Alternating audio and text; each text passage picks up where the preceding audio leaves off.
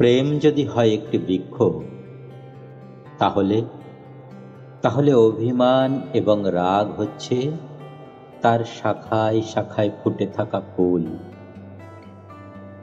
ফুল আপনার জন্য ফোটে না। কথাটা বৃক্ষ এবং মানুষ উভয়ের জন্যই ভুল। কেননা ফুল না ফুটলে তার নিজের পরাগায়ন হবে কি করে? প্রজাপতি কিংবা ভ্রমর কি বসবে কোনো কুঁড়িতে? কস্মিন কালেও না। আবার যদি না সে ফোটে, তাহলে কি করে ছড়িয়ে পড়বে সুবাস, তার রঙের বাহার, পাপড়ির অপরূপ সজ্জা? ফুলস্ফুটন একই সঙ্গে নিজ এবং অপর।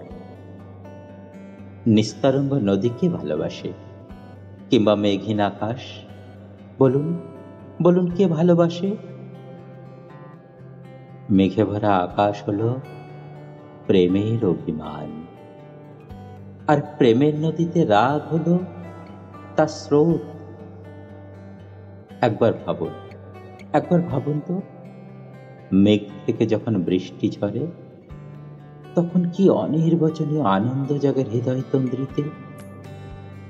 আবার ঢেউ যখন আশ্রে পড়ে তীরে, তখন পার ভাঙার শব্দ হয়, তার শ্রবণেন্দ্রিয়দের ঝংকার তোলে।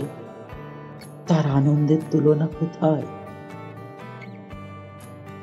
কারণে অকারণে অভিমান বেজে উঠুক, জলোচ্ছ্বাসের মতো রাগ উঠুক, 19 দিন কথা না হোক, ফুলে ফুলে উঠুক যুগল ঠোক, ঘুমহীন রাত কাটুক, চোখের কোণ বেয়ে গড়িয়ে পড়ুক অশ্রু জল।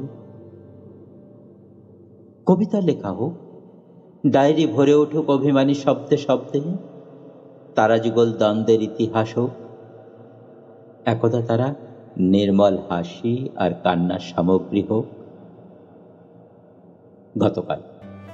গতকাল তোমাকে যা বলেছি সব ভুল। মনে করো অভিমানে ফুটেছিল কিছু ফুল। এই তো আজকে আবার তোমার জন্য মন হয়েছে উচাটন বন্য। কখন আবার হব তোমার চুলের গন্ধে আকুল। মাঝে মাঝে কি যে হয়, ভুল করে সুরগুলি ঝরে বয়।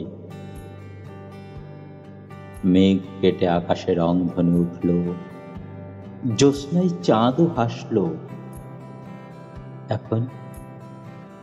এখন আমি প্রহর জেগে গুনব